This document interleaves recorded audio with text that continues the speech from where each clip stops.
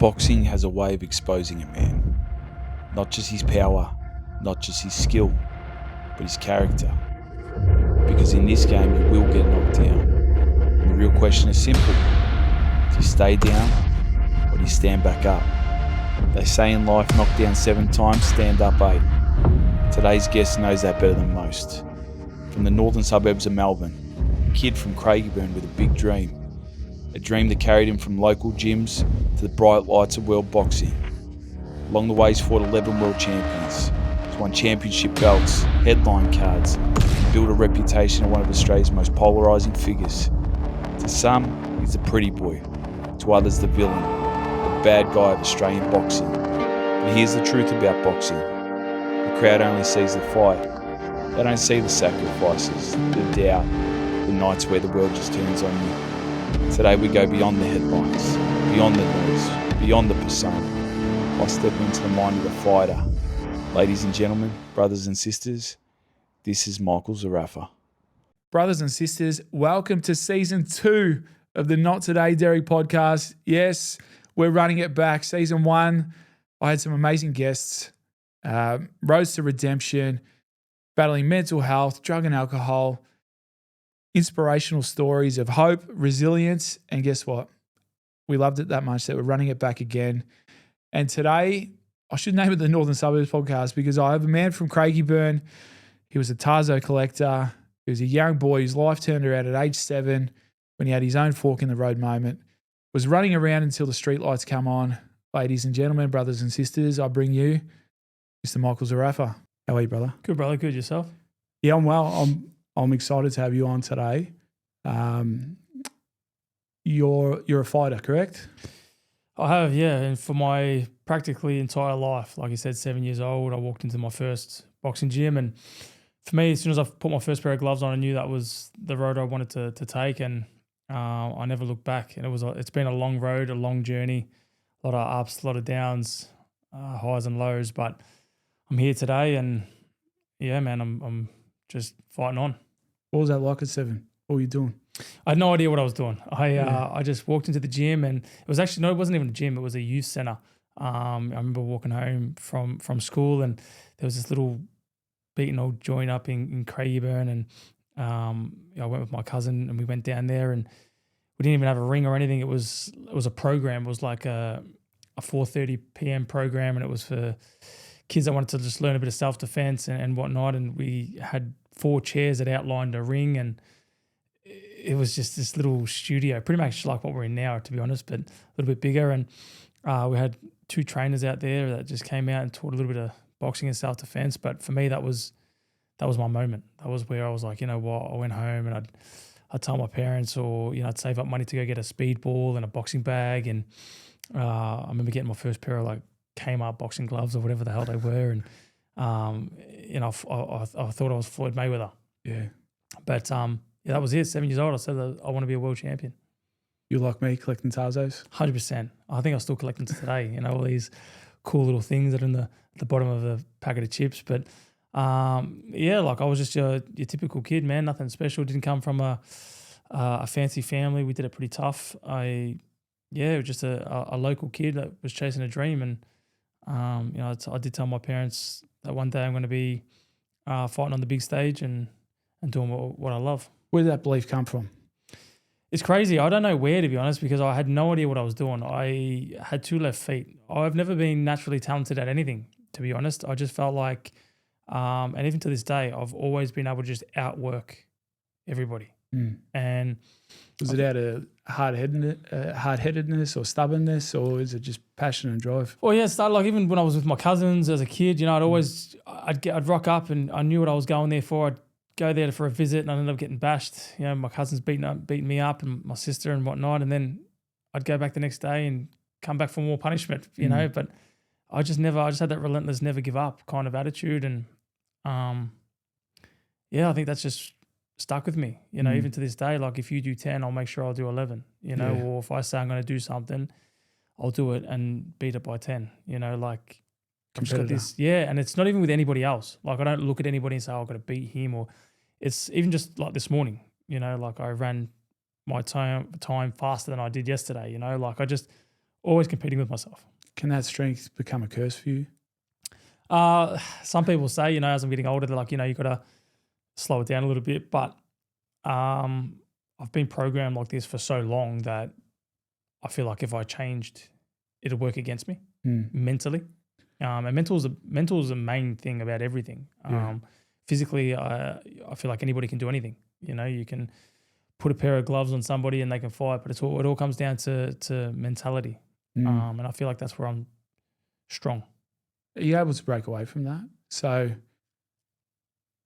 what I mean by this, you've obviously got your competitive hat on, right? And you get portrayed as a villain a bit.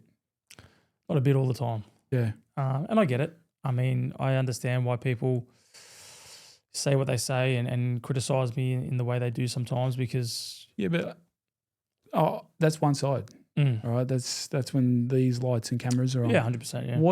I want to know what the real you's like. Anybody that knows me will vouch for me, man. I'm a big softie, like a big softie. I can't walk past someone that's doing less than me without helping. I was literally watching a TikTok last night and brought a tear to my eye, I hate seeing somebody struggle. I've always been like that. Even when I was living in America, I ended up going broke because I was just feeding the homeless. I've got this big heart. Where does that come from? I think growing up with nothing, not much. I even have people that come to the gym and I see, some people do it tough and it breaks my heart trying to see them, pay for a session or, try to get a membership. So like sometimes I'm doing a lot of things for free and I'm giving back, or like I'll give a t-shirt off my back, or literally like boots, runners that I've worn, I'll give to, up and coming fighters. I've just got this giving mentality, I don't know, and just a heart. But again, when I'm in front of cameras and whatnot, I've got to be this, arrogant and not nice person, but anybody that's close to me knows I am. Does that take a toll on you? 100%. Wearing this mask and then seeing that when deep down that's not who you want to be or what you want to be? Yeah, look, at the start it was like, it was kind of fun, because I was new to it and it was like, the Conor McGregor kind of, character. But then when I actually started it becoming like a reality, I started becoming the Australian McGregor or, like that bad boy. And it was tiring because, you'd walk around, I just feel eyes on me all the time. And in my head, I'm like, these guys are probably looking at me like what a wanker or, not a nice person or, an arrogant person, and I'm not that person. And that's it started getting to me mentally because I was like, if anyone knows who I am, I'm such a give back person. Does it get to you mentally? Because I can imagine in your profession, there's a lot of ego. I have to be shown that I have to carry myself in a certain way, or I have to show that I'm tough and put this wall up. But when that wall comes down, when you're at home, when you're sitting on your couch, when you're with your loved one, does it take its toll on you? 100%, because you get so much backlash, and people don't understand. Like, it's a character, it's a persona I've got to put on and like to sell the fight. And at the end of the day, promoters and media and all these journalists, they don't care. They just want stories. So they'll try to slander you in the worst way possible and make you seem like you're the baddest person on the planet just to get that story. And then, when you're then in the moment, you ever think about it, it's when you were sitting on the couch with your loved ones or at a birthday or, then you're just getting all this backlash. It's like, guys, like just ease up a little bit, like it's tough, but it's made me who I am today. I've got tough skin, but somebody that's not as tough or that can go through what I've been through, it may be one comment away from, taking your life or, a comment or something like that. They put somebody in that position where they do something silly, so people need to relax a little, they're so quick to get on a computer and smash somebody. And, it's funny because in their bio, they're like they're advocates for mental health or, they're supporting their kids and it's crazy. And it comes from parents 99% of the time. And I've said this before, 99% of the time you're getting drilled from someone that's got kids. Mm. You know, and then there's been times where I've jumped on there and I've gone back and just smashed him because I'm like, you know what, you've just said some things that are completely out of line. Then you think to yourself, you know what, I'm not even going to, I'm going to remove my comment because, you know, it's just, I don't want to scoop down to their level, but they make you angry. It makes you mad sometimes, you know, like how do you, and you've never met these people. It's not like, you know, I've bashed one of their kids or I've said something, they don't even know who I am. Yeah. They've never met me. Let's bring it back a peg. So growing up, what's the biggest loss you've had growing up? What was your biggest loss? And loss, I'm using that as an analogy. It doesn't have to be in the ring. What's the biggest adversity you faced in this journey? Early days. It's a tough question, man. I mean, I've been through a lot.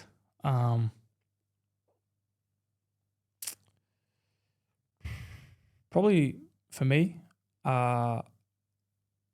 would be the relationship with my parents. Yeah.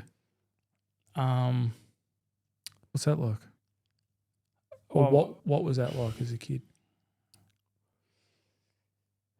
I used to see like everyone else's, you know, parents and how they were with their kids, and you know, it'd be like so loving and like giving, or you know, when you have kids, in my mind, they come first. You know, I don't have kids, but my kids to be will be my world. You know, like I'll do absolutely everything for them. And there was a time in my life where, yeah, I don't know, I just felt like I didn't get that. You know, like I ended up living with my sister, and how old was this? I started at a young age, but I ended up moving with my sister at like 13, 14. And then I, you know, moved out of home as soon as I was old enough, 18, and you know, did it tough. But yeah, I don't know. I just felt like that love, you know, I've always tried to find that. Have you found it? Well, I don't speak to my mum. I don't even know where she is, to be honest with you. My dad, you know, he's great now. You know, he's a gentleman now, and he's getting old. You know, so now it's like my turn to look after him. But yeah, I just felt like growing up, you know, like I was always missing that. You know, that love and attention. Anything I did was probably never good enough. Always like seeking validation, kind of thing. You know, I've had a lot of ups and downs in my career, and there's probably worse things than that, but that probably hurt the most, you know. Did that fuel your training and your career from a young age? It just made me, you know, realize that when I have kids, what not to do, you know. For every action, there's an equal to opposite reaction. Yeah, you know, like I was kind of not hostile or not like holding any grudges or anything like that, you know. But it was more, you know, what not to do when I have kids. And I love that because it can go the other way as well. Yeah. There's this tale of these two brothers, right? And one's successful and one's an alcoholic. They go to the alcoholic one, why are you an alcoholic? He says, because my dad's an alcoholic. And they go to the successful one and they go, why are you so successful? He says, because my dad's an alcoholic. Both the same environment, but different mindsets or different attitudes. One's mirrored what they saw, or one's then absorbed what they've seen and done the opposite. And hence that would probably explain why you're so giving today when you were talking about giving back to so many people. Yeah, that's what I mean. Like I'm such a softie that even sometimes like people will say to me, but how do you know they're probably not even in that situation? But because they've probably gone through what I've gone and they're not as, you know, that vibe's not there. Like I just feel like I've crossed paths with this person with a reason and I need to help. And, you know, there's people that are like, oh, you know, what do I owe you? Or I'm like, all good, don't worry about it, man. You know, like, and people say, oh, no, you know, it's like, it's only something small, but like, to me, it's something small. To them, it's something big. And that feeling of, from a young age, being instilled in you of seeking validation or needing those pats on the back, you would have been around all of that in in your world when you were boxing at the peak of your powers. That's when all the validation would have been coming, but it probably wasn't coming from the right people at times. Spot on, and that's what I mean. I just kept going, and there was so many early mornings, late nights. I gave up everything for this sport.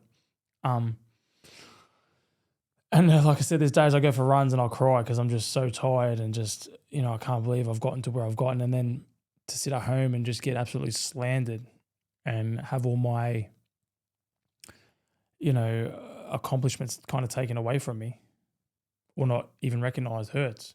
How does that affect you? Because I've been in the sport, for decades. I've had 40 professional fights. I've fought 11 world champions and I've beaten them. I've lost them. I've gone to their backyards. They've come to I've fought for every belt you can think of. I've won every belt, fought for world titles.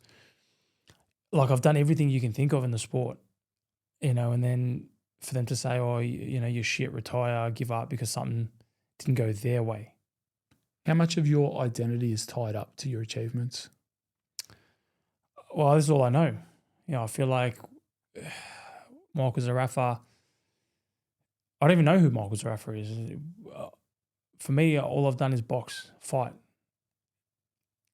If I don't box, I don't know who I am. So I feel like my entire life is boxing. Michael Zerafa, the boxer. Even when I go to events or even family parties or whatever, like gatherings, and I feel like I'm being interviewed. Mm. Does that scare you? That's all you know? Does it scare you? It doesn't scare me. I mean, I don't know any different. So for me, it's just like, this is the normality for me. Getting up, training 5-6 hours a day. Like if I don't do that, I panic. I need to be better than yesterday. I need to have something scheduled in. I need to be the best for me, not in the world. I don't need to be better than anybody else. I don't compete with anybody else. I just need to be better for myself. So what scares you? What's your biggest fear? Because spoken about before, fear can stand for two things. It can stand for fuck everything and run, or face everything and rise. What is your biggest fear that you have? To be honest, I don't really fear anything. And come on, brother. I don't. No. I don't really fear anything. Well, let's dig, yeah, because fear can be actually a good thing. Mm. Fear can be. It's not a negative fear. I'm scared of letting my children down and being a shit dad, right? So that actually motivates me and drives me to be better. Mm. See how fear can be a good thing. Mm. Let's try to dig. What would be your biggest fear? I mean, every day giving your absolute all and not getting to that destination, it fears me. Like I fought for world titles and fell short. I guess that day when they say, Mick, like you have to hang up your gloves. Does that scare you? Yeah. That scares me. Is that because that's you just said that's before, all I know. That's yeah, all you know. Like I don't know any different. And, people start saying it now, you're past your best, you're 34 tomorrow. 34, you're old. Happy birthday for tomorrow. Thanks, bro. Yeah. But it scares me. I mean, not. Actually, you know what fears me? What scares me? And this actually scares me. Being how I was growing up. Yeah. I never want to have to go through that again, not having anything. Amen. Not, financial. Financially, I'm in a good spot, now. Grateful, for the hard work and for God for giving me the opportunities. But growing up, having little, it scares me to go back to living like that. Can you teach me something? So I split with my partner a couple of years ago. I've got 2 beautiful sons. All right. So you got money on one thing, that money is important, material stuff is important, and then there's also time, the time they have with me. You've had both now. You've had money and you've experienced no time. What's the most important thing for a young fella? Because you just mentioned that you're scared of losing material stuff or financial stuff. But as a young person, what would you crave the most? Yeah. So if I could go back, obviously that love and attention and, given the time of day is more important than anything, I think. I feel like money comes and goes, and it does because I've had no money and I've had a lot of money. And I don't change as a person. But you feel it more if someone neglects you or doesn't give you, like, reciprocates that love back. You know what I Yeah. mean? So You filling up your cup there? Because I met you, have a beautiful partner, I met your partner, and we talk about our circle, yes? Small circle's a strong circle. Have you got a good circle that fills that cup and that you can reciprocate those emotions with? yeah, look, I tell people all the time, people always try to look. I tell people all the time, you probably haven't even met your best friend yet. You know what I mean? Like, and my key advice to anybody, even small, even like your boys that are boxing and stuff, the key to success and the key to making it is keeping your circle very small. You let too many people in and they know too much, everything will fall to shit. And that's just pure proof of where I've been and what I've done, and it's evident. The less people know, the better. And keeping your circle very small is key. And my circle is great. I've probably got 5 or 6 people that I'd rely on. And they don't see you as the villain?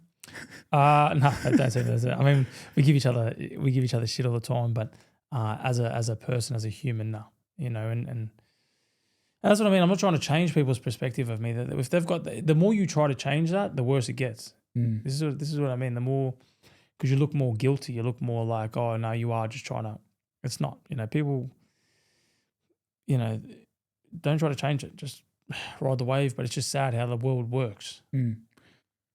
Thanks for being raw about the fear of not having that love. Do you? This isn't like an ego-based question either, but do you love yourself? And what I mean is, are you kind on yourself? Who do you see when you look in the mirror? Oh, it's my biggest opponent. Yeah, so you're Biggest harsh on yourself. Oh, man, so bad. Critical. So bad. Where it can become, mentally taxating. Yeah. Oh, yeah, he's my biggest opponent, man. What do you see when you look in the mirror? So many flaws, man. So many, like, people look at me and think, oh man, like, you're fit, you're this, you're that. And I always just see shit, and there's some days I get up and I'm like, oh yeah, man, like, we got this. But there's days where I'm like, whoa, we are hitting rock bottom. I've been like that for ages, man. And I feel like everyone is. I feel like, and people say, oh no, I feel like they're just talking crap. Everyone that looks in the mirror, it could be the smallest thing, could be the biggest thing, but everyone's biggest opponent is themselves. When you look at the mirror at the end of the day, after you do your drill, does it change a little bit?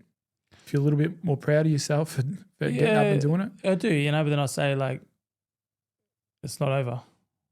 You know what I mean? Well done. It's not over. We've got tomorrow. And we've got to be better. What's your hardest battles, inside of the ring or outside the ring? Outside the ring. 100%. How do you prepare yourself for them? Again, comes back to your circle. Hanging around your circle, the reassurance, the if all doesn't go well, who's going to be there, who's going to help you, who's going to pick you back up. Yeah, man, comes back to the circle. You proud of yourself? I am, but we're not finished, like I said. I'm not. People are like, oh, you've achieved so much and you've done so well, but I'm not anywhere where I want to be. Let's talk about the journey and the destination then. So I understand sometimes you don't look back because there's still unfinished business, but are you enjoying the journey? Sometimes, like a lot of the times, I'm not going to say sometimes, a lot of the times I regret because I haven't been present in that moment. And obviously you can't go back and relive that. So as I've gotten older, I'm starting to realize to be a bit more present and good, bad, ugly, enjoy it. Build on that. What does that look like? What does it feel like? What does it smell like?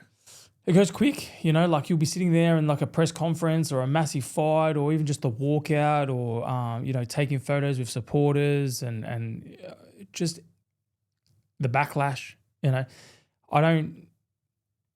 It goes too quick, you know, like, you know, even when, perfect example, like I went to a wedding last week and everyone was like, oh, you know, can we get photos? And like, I was just, yeah, like taking photos. And then when I got home that night, I was like, you know what, I didn't actually not enjoy as in doing it for them, enjoying like being present and actually soaking up the moment of people out there do support you and do appreciate you. And, you know, and that's what I'm starting to learn because, you know, all my great wins and all my, you know, press conferences or, you know, just everyday life things, sometimes I don't enjoy it because I don't realize I'm in the moment.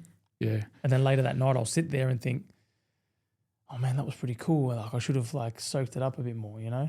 Presence is the biggest present, isn't it? Man, I know like I see a sports psych and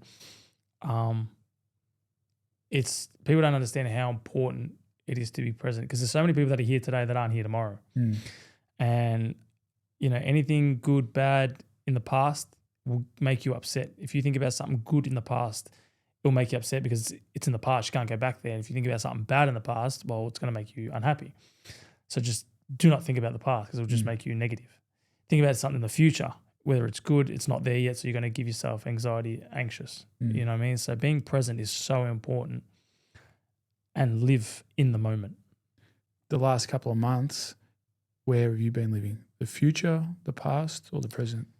Well, I mean, boxing is hard because I feel like you kind of have to live a little in the future in terms of I don't like doing it. You know, I love trying to always stay in the present as I've started to, you know how to do it more often.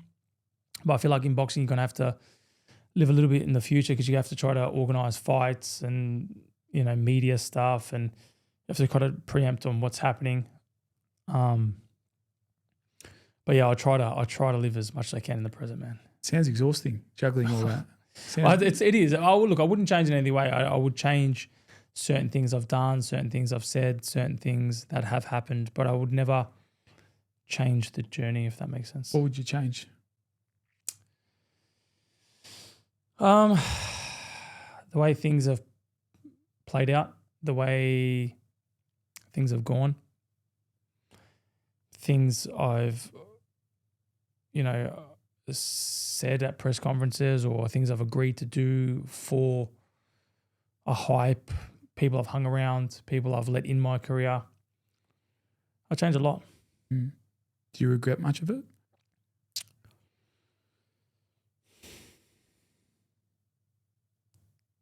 Yeah, because I wasn't in the present. Yeah.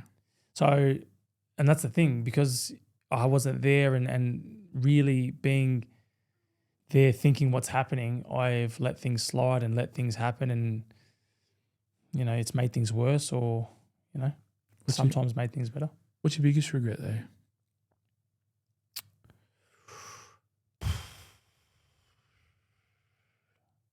And there's so many. Yeah. There's so many regrets. Does something like just niggle away at you and eat at you? You wish if you had a magic wand, you could just, I wish I could do that differently. Yeah, it'd be who I surrounded myself with early in my career. I'd align. I wish I knew what I knew now and go back 10 years. What about things about yourself? Is there anything that you regret about yourself? I regret so much about myself. Yeah, 100%. You know, so things, you know, I regret about things that I've done in the past. You know, I haven't always been nice to certain people or, you know, I've taken things for granted and, you know, I've had my share of not nice things as well, but I just try to always be the best person I can be. It's hard, isn't it? Because it's all part of the act, is it not? It's all part of the facade. Do you get lost in that? Do you lose yourself? No, that's the thing. Like the villain, the bad guy, that role only lasts for that moment, you know. And then I'm like, thank God, you know, I can. And people like, I've had people come to me and say, "Oh, like you're actually really nice, Like I'm like, that's what hurts me the most, because I'm like, people don't know who I actually am, or they're like, oh, you're actually really intimidating. I didn't know if I would come say hi, or hey, I saw you at the shop, so I wanted to come get a photo. But seeing your press conference, I didn't think you'd want that. And I'm open. I've had conversations with anybody and everybody. I've learnt things from a 5-year-old, and I've given advice to an 80-year-old. You know what I mean? Like, I never stop learning. I never stop giving. I just try to be the best. But like, people gotta understand, this world is so. Like, we're only on here, like on Earth, for like not long. Yeah, like it's it's a small amount of time. Like, it's we? crazy. Like, and the more I think about that, like, it scares the hell out of me. Like, when's your expiry date? You know what I mean? I've already lived 34 years of it and been lucky. You know what I mean? Like, have I got another 34 years, or is it 10 years? Like, just be nice. Yeah. Like, you know what I mean? And you mentioned about the shops. So I shared with you, ladies and gentlemen, this is unscripted. I don't have questions. It's the first time I've had the honour and opportunity to meet Michael. We had a quick little chat earlier, and I said, first time I bumped you was at Uni Hill. My young bloke was being bullied at the time, and I took him down to House of Stoush, and he'd been training. So he was getting right into fight fan. He was becoming a fight fan. And we ran into you at the Nike factory, the Nike store at Uni Hill. So after your last fight, I sent you a photo. Not sure if you remember. And I wrote a little quote on it. And it says, being number one is one thing, but being someone's number one is everything. How true is that for you? 100%. And I literally say this on a daily, because I'll walk around sometimes and people's face light up. And I always say to, like, even my missus now, like, I'll say, like, I really, like, I'd love to know what they feel and what they see. Because for me, I don't change. I'm just a local boy chased a dream. But to see a young kid, I've had adults, like, it's so inspiring, and it makes my day. And the days where some days I'm in an absolute rut and can't be bothered and just want to switch off, it gives me the second wind, because it's like, this is what we do it for. The fact that a young kid can look at me and say, I want to be like you, and I want to, I want to train like you, and I want to be like you, and I want to, I've got people that go to the barbers and say, I want my hair like Zerafa, and like, it's so inspiring, and that's what I do it. That's why I like giving back, and I love being out and about and being someone's someone. Do you remember that though? Because your last fight, it was the opposite, wasn't it? Oh. It was the opposite. Do those stories? So the last fight, there's trial, there's tribulations, there's tests, there's adversity, there's fucking this, there's that, and I'm guilty of it. We're so wired to listen to the outside, not the negative, and we forget about all the positive that we've done. How were you wired? Were you able to draw on those 90% that give you your flowers, or was that 10% just super fucking loud? It was loud. How loud was it? Loud. Yeah. Like, I've never witnessed anything like it. And then for it to blow up even more, and that's what I say, when people have something in their head, they just stick with it. They don't need anything else, because it's what they've put in their head. They could be scientific proof, there can be evidence, they do not care. It's in their head. And people think, I got this massive payday and pay-per-view and ticket sales. I got not a cent. That doesn't go to me. So people think it was just a money grab. Definitely wasn't. I didn't get a cent from it. And I get it. I understand, like, being an outsider, what it looked like. If I was a spectator, I would have been upset too, because they've spent hard-earned money to watch a great fight that was expected to be a great fight and started off to be a great fight. And I get it. I understand. But what I copped was definitely not deserving of anything like that. Like, it was just out of control. How hard is it? So you got no regrets around that, do you? No, because like I always say, medically you come first. You know what I mean? And people, again, put in their head that it was a cut that happened, and it wasn't the cut. I've had, go watch my 2 Jeff Horn fights. I'm not bothered by blood at all. I actually couldn't see and panicked. Yeah. You know, the collision, you know, actually did damage. And I couldn't see. And I genuinely, and in the heat of the moment and amongst everything, and I know how it looks, and, you know, I know, you know, I said blurry and can't see, but just the heat of the moment, just everything. Is that ego coming out as well from those answers? No, like, it's just honest the truth. Yeah. You know, like I live to fight. I love fighting. And as much as it was his moment, it was my moment too. Yeah. And we spoke about your identity before. That's your everything. Fucking, that would hurt even more that your identity was questioned. It was questioned. It was tarnished. It was everything. You know, people telling me to retire and do this and do that, and you know, in hindsight, it should have just been like a no contest, which it was. Like, let's just run it back. You know, and can I stop? I don't want to talk about the fight stuff. You've been so open, honest, transparent, and raw, and I don't want to give anyone the time of day about what they said to you, because it's not deserving for airtime.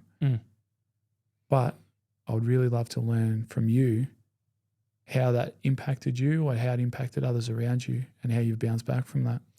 Well, mentally, it was taxating. Like, my worth, I felt like I wasn't worthy of anything. You know, I just felt like anything I have done was for nothing.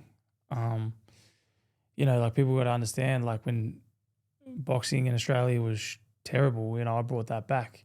Without me, there's no one to criticize. There's no bad boy. There's no, you know, there's no one to criticize, you know, and I put my hand up for that. How did make Michael feel? Not Michael, Zerafa. How was Michael from there? It was hard, you know, like I said, walking around and anything. Even if I was posting nothing boxing related, I was getting tarnished, you know, and for nothing. You know, it's different if I went out there and did something illegal, or, you know, I just, again, heat of the moment, genuinely hurt. You know, and I get it how it looked on the outside, and if I was these people, I don't want to worry about the I outside. know, but I'm saying, you know, I'd be angry too, but it wasn't what people think it is. I'm just fascinated how you're wired, you know, because if you take your average Joe off the street and criticize someone to a point, you know, as you said, only 1% can bounce back from that. I'll always keep going. Yeah. No matter. Can we talk about that? Yeah. Like, So how did it look? So early doors, you're fucking getting rinsed, right? And day in, day out, you just keep getting up. Do you block it out, or do you listen to it? Does it fuel you? What happens there? I will never give up. Yeah. No matter, it can get even worse than what it is now, and I'll somehow keep going. I remember one of the journalists said to me, he goes, if you ever get there, you get the world title, you win it, it'll be the best story in boxing history. The adversities, the highs, the lows, everything you've been through with promoters and managers and everyone, the critics and everyone trying to take me down, and to still come and rise above it all. I don't know. I don't know how to stop. So were you just focusing on the top of the mountain? Yeah, man. Or were you just focusing day at a time? How did that work? Like, when I set something out in my head, I can't do something else. I have to finish it. And when I say I have to finish it, I have to either complete it, or I have to be bedridden and no legs or arms or something that's stopping me from doing it. Yeah, that's gross. You know, like, I've had broken bones or whatever, and I've still just tried to push through it. You know, like, it's just how I've been, you know. You said this quote, it reminded me of the lad from Gladiator, that Maximus or whatever his name is from Gladiator, when he goes, are you not entertained? Do you feel like that you're stuck between this balancing act of chasing your dreams and where you want to be, but at the same time you're forced to entertain people and be like this circus show? Well, that's what it was. You know, I had to try to do both. Yeah. And in trying to fill the void in both, it was nearly impossible, because I'm trying to be the dedicated, the good guy, the world champion, and then days later or press conferences later, I'm abusing somebody and being the bad guy. So I had to try to not pick one, but I had to try to silence and be quiet more than the other one. It would distract you heaps. Yeah, like it was, because I'd be like, and there'd be times where I'd be like, I'm not doing that. I'm not saying that, and then they'd be like, yeah, cool, whatever. And then without me even knowing, without me even giving consent, they'd come out and make a story, a statement. And I'm like, why? Like Zerafa's done a no-shows, he's missed his medicals and just to try to get, and I'm like, I don't understand, like why are you doing that to me? Yeah. Like I don't know. All I want to do is be like everyone else. I want to fight, make money and give back to the fight fans, and does that make you feel like damned if I do, damned if I don't? Because that can create a really toxic feeling of feeling like a victim. I couldn't win, and I was generally, not playing the victim, but like when I was shutting all the negativity down and being the good guy and praising my opponent and just being Michael Zerafa, like it's not good enough. Well, it wasn't good enough. It was just the people that had the power to change that were changing it. And it was, no matter what I did, it was put down by negativity. Like I remember bumping into my opponent at Coles and I paid for his shopping and then when they had the press conference, he was like, I don't know why everyone's being so bad towards Michael. He's nothing but a gentleman. He literally bought my shopping, like he's a not. And then straight away, everyone in the media was just saying things I didn't even say. That eats you up a lot, yeah. Oh man, like what other people say about you. You can't change it. Yeah. That's what's the most annoying thing that, something will come out on this big platform and I'm like, I didn't say that. It's also because, as you said before, the validation means a lot to you.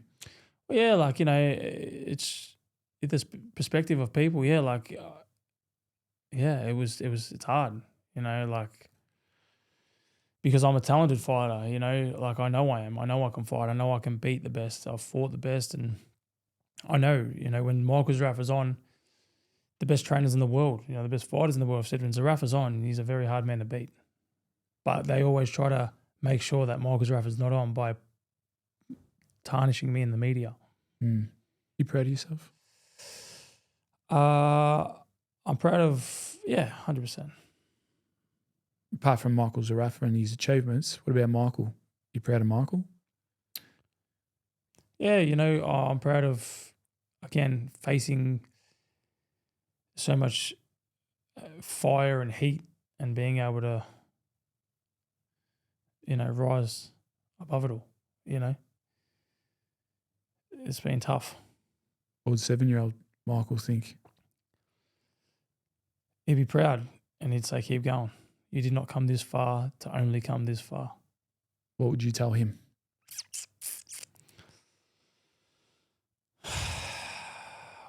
We made a promise and I'm going to keep that promise. I love that. Would you give him a hug? What reassurance does he need to hear? Yeah, like not a hug, just What would you tell him about external noise?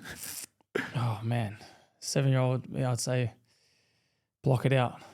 Be strong enough to block it out, and the storm will pass. Don't let the outside noise channel you away from what you are destined to become. You're great at what you do. I truly believe, I always say BFG, born for greatness. I believe I was born for this.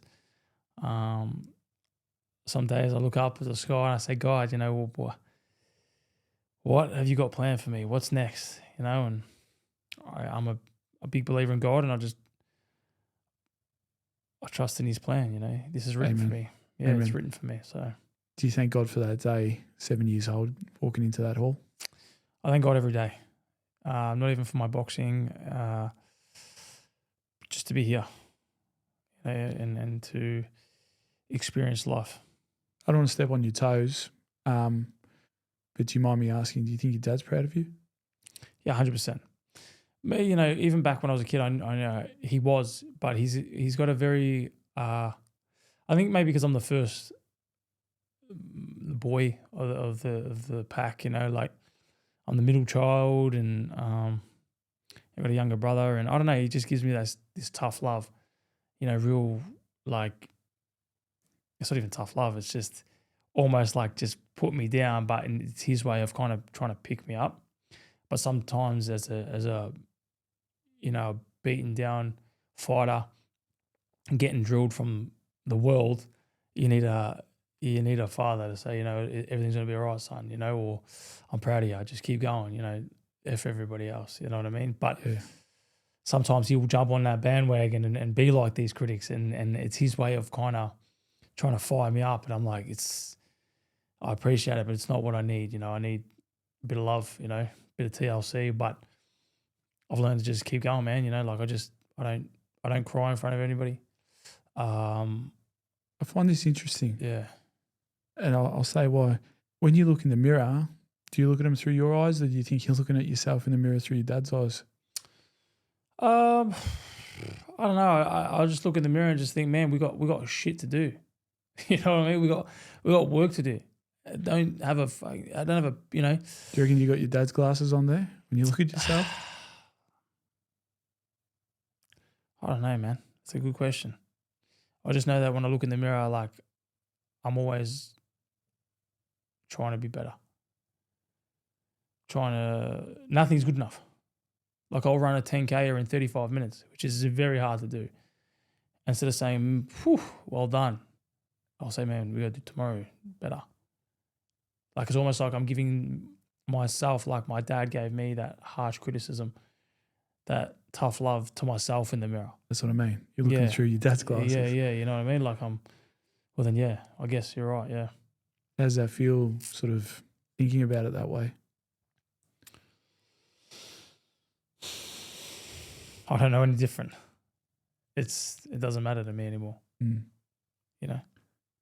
You're doing amazing work within your community with 13 rounds. 13 rounds, Craig? 13 rounds, yeah, my gym. Which started off just as a home for myself, just to train out of, because... Is this your pay it forward moment? Is this your pay it forward? You were that 7-year-old that stumbled into a gym, taught you the disciplines, the community, the you know, the values that, you know, have gotten you to the heights of where you've been. We spoke about God before. Is this you paying back and doing your service? No, because I pay back every day. Like, when I mean... I try to give back. I literally try to give back everything. Like, I've paid for things for people. I've given things for people. I've done, and it's not even money. But this is different, brother. This is your time. So you're in the middle of a fight camp. I do it all the time. Like, I remember once this woman reached out to me, and what was his name? Remember the Bendigo? Anyway, I heard this guy. He's an old man. And he was sick, and you know, they reached out to me and said he's a massive fan, and, you know, it doesn't have too long. He's, you know, like, I drove 2-3 hours just to make sure I visited him on his birthday. I don't even know these people. Visit him on his birthday just to make his day, the time he has left, better. You know, I've gone to hospitals and like, it's not even material things. Like, I give my time. Time is, I prefer to give my time. It means more. It does, doesn't it? You know, to hand someone $100 note, I do that with my eyes closed.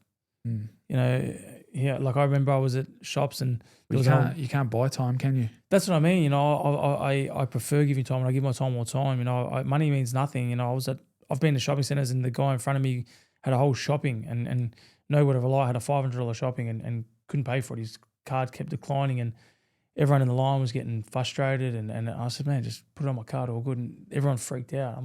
They're like, it's $500. I said, all good, man. Don't stress. I'll pay for it. No worries. You know, like, you can't take it with you.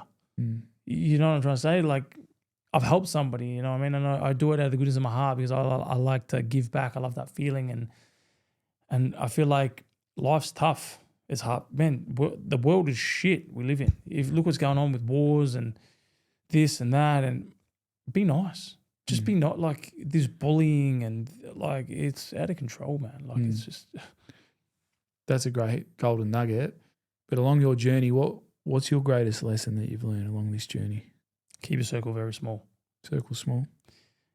I cannot begin and stress enough in anything, relationally, businessly, in a sport, anything you do in life, and I mean anything. Think of something and name it. Keep your circle small. If you have a partner, keep the people. If you let everyone know about what you're doing and how you do it, and they'll tarnish it and they'll bring it down, you'll end up having problems. If you tell people about your business, it won't succeed. If you tell people about what your next move is, it will somehow get tarnished. No one wants to see you sadly succeed more than them.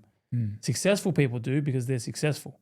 And I always say to people, you hang around 5 losers, you'll be the 6th. If you hang around 5 successful people, you'll be the 6th. Choose your 5 people carefully.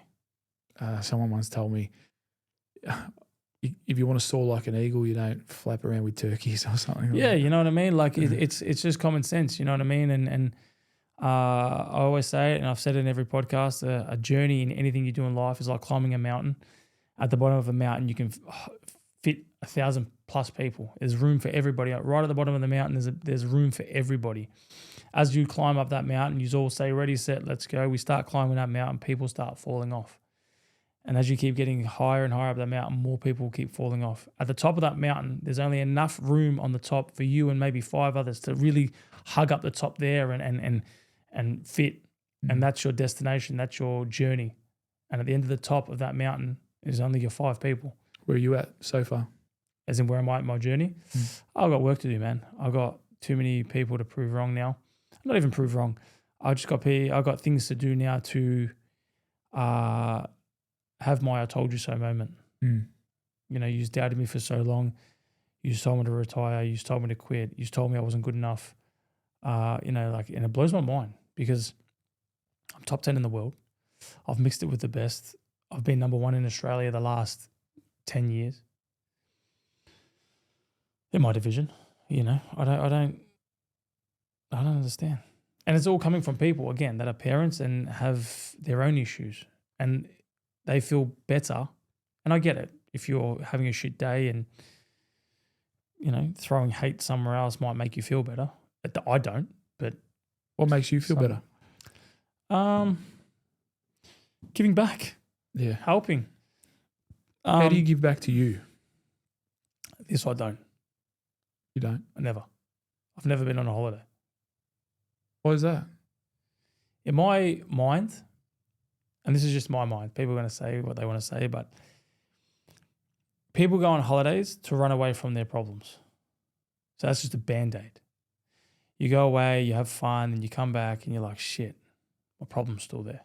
And I've just spent 10 grand. Oh, shit, you know, I'm scratching your head. More problems. For me, set a goal, reach that goal, then reward yourself. Sometimes, though, a holiday can be, okay, job's not done, but I need to recharge my battery. Then you haven't worked hard enough. If I get your iPhone and your iPhone's at 50%, right, you're going to go and fucking put it on charger, aren't you? Sometimes people do that. It's different. It's like a car. If you let your fuel run out, you're going to stall. So when I say, what do you do for yourself? What do you do to recharge that battery? Because this doesn't only apply to performance. When I'm running rough, when my battery's running low, that filters out with my relationships or how I interact with my kids or what my mindset could be like. I might give into something because I'm tired and I'll listen to that voice.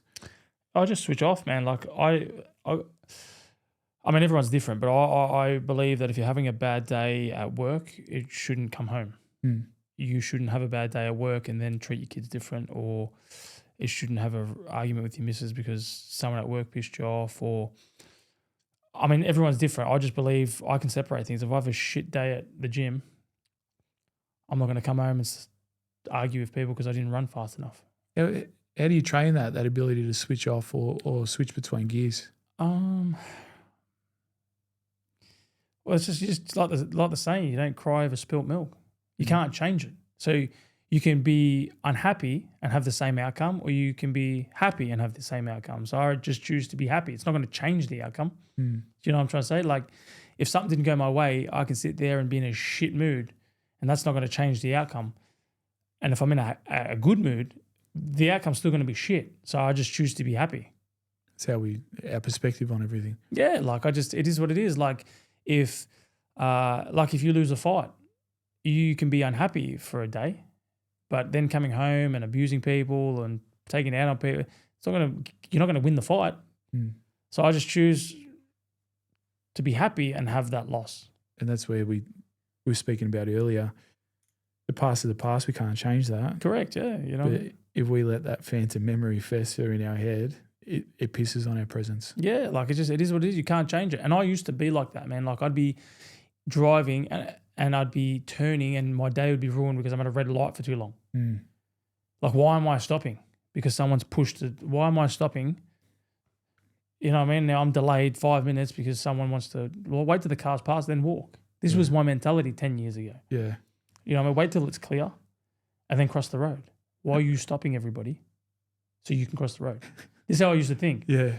And then when I used to like see my sports, he's like, but can you change it? Like, you're at a red light now. I'm sitting there. Fuck, it's gone yellow. I'm red. Now I can abuse everybody. He starts punching on with everybody. I'm still at that red light. Yeah. It's not making that red light go quicker. And back to what you said about after your fight, when you were getting rinsed on socials, no one really stopped and understood what you're going through. And if you talk about that red light, everyone's got something going on. They don't have to be a boxer in a ring, but everyone's fucking fighting something. It's crazy, man. So that person crossing the road, they could be going to take flowers to their mum that's in hospital. And then here we are at the lights turning. That's what I But mean. we don't know. Being courteous or understanding of others, that's important, isn't it?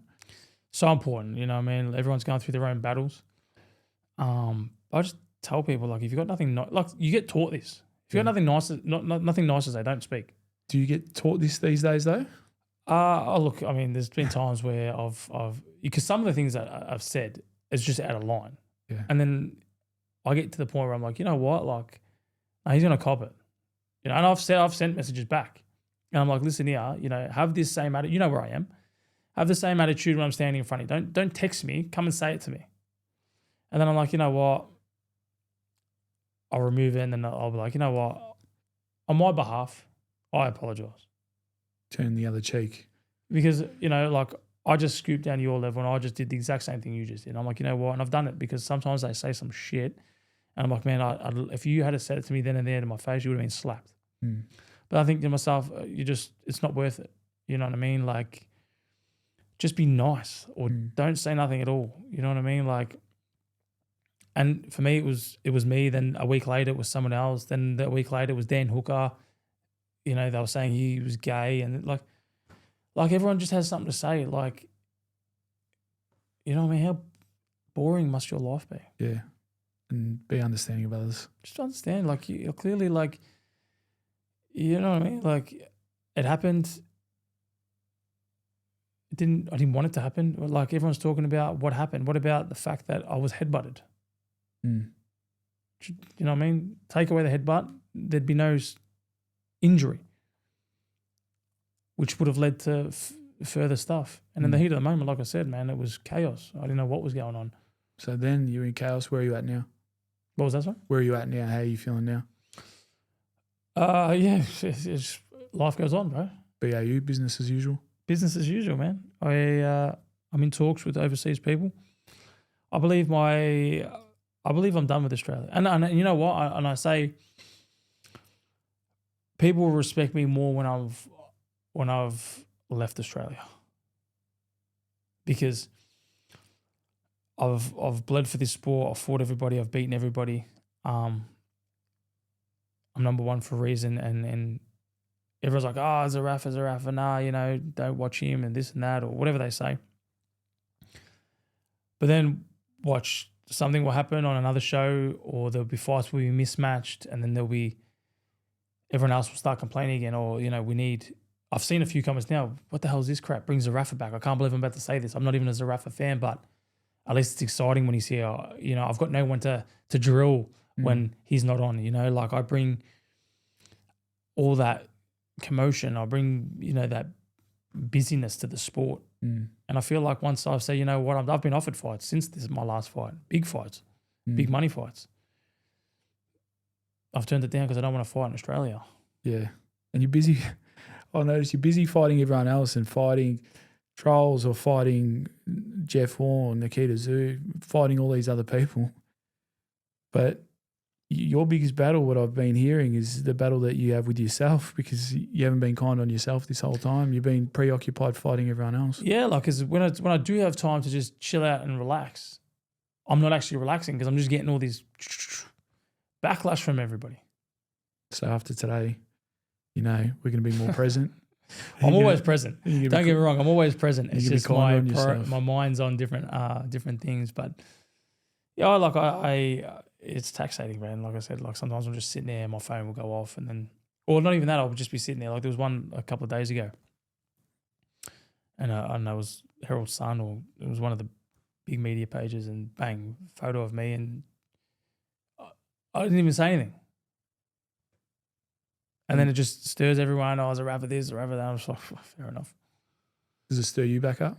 It just annoys me because there's no like Australia. What a country, yeah. They can say whatever they want. You're human. Yeah, but like it's just annoy anyone. Annoy me. Yeah, man. Like it's frustrating, and like I always say to everybody, just be kind, because you're one comment or one word or one thing away from potentially taking someone's life, or, making someone do something stupid. What's your message for people that are listening that are in the biggest fight of their life? They're fighting addiction, or they're fighting divorce, or they're fighting mental health. What would be your biggest word of advice for people that are in their own fight camp? Well, the key word of that is they're fighting. So I always say to people, if you keep fighting, you can come out on top. If you give up fighting, you've lost. So just keep fighting, man.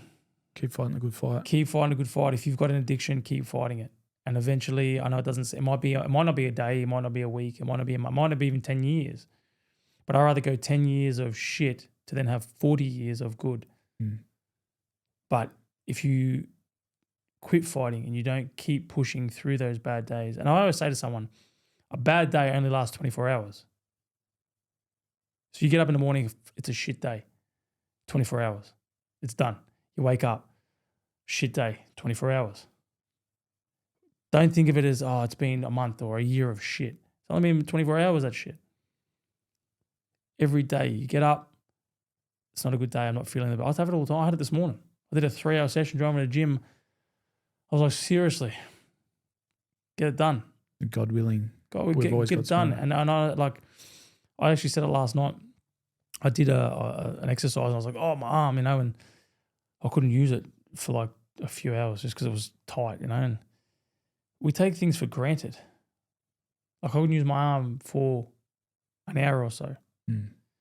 There's people that don't have arms and we're sitting here complaining. Yeah.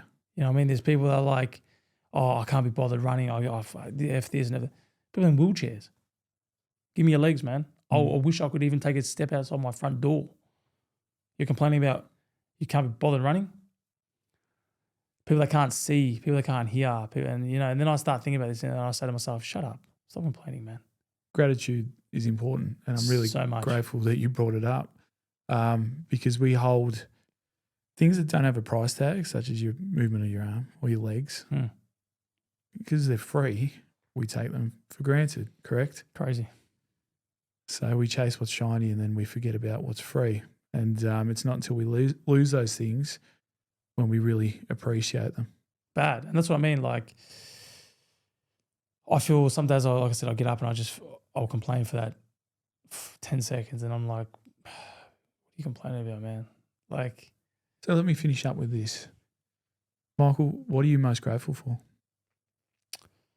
To be able to reset and get another opportunity at life and chase my dreams. Amen, at the end of the day, I get to go to bed, and I get the opportunity shut eye and then wake up and get the opportunity to do anything I can in life or anything I want to in life. I get the opportunity to do so. Amen. And brother, today I'm extremely grateful for having you on, for projecting this raw and honest version of you. We took the mask off today, and I'm really grateful you taking the time to have a yarn with me. It really means a lot. Thanks, Steve, man. I appreciate you doing great things, bro. Brothers and sisters, that's another episode of the Not Today Derek podcast. Thank you for tuning in. I hope you got a lot out of today. There was a lot there, and I'm really grateful for this honest, raw, and open chat. See you next time. Not Today Derek.